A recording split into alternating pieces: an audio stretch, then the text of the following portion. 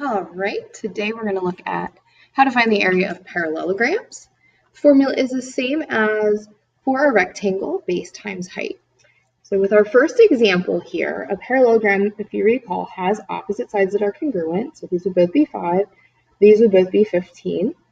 The easiest ones for these, you will be given the base and the height. So in here, the height has to be intersecting the base. We're going to ignore the number 5 over there. So we're just going to do here, area equals the base, which is 15, times the height, which is 4. And then that would give us 60.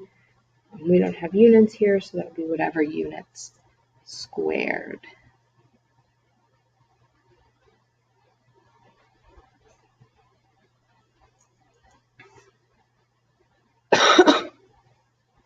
Now, you're not always going to have the height. There may be times where you have to do some work to find that. So let me draw.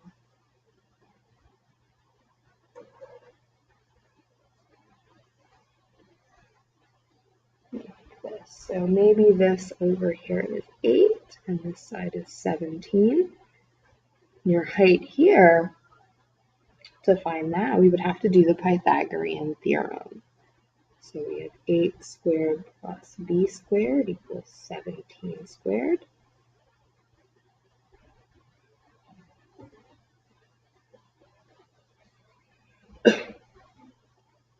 And get b squared equals 225. And that would mean our height here is 15.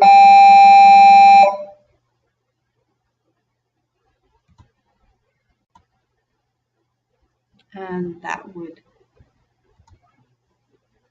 we're going to plug that back into our formula, area equals base times height. So the base here would be 8, the height would be 15, and then that would give us 120 as our 120 as our area. For our last example here with parallelograms,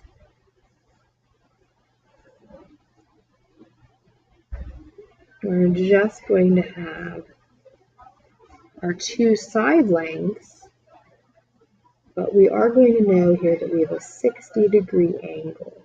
So if I draw my height in, I do have a 30, 60, 90 triangle here that I can use to find my height. So 10, we're going to divide in. 10 divided by 2 is 5. We're going to multiply out. That would make my height 5 radical 3.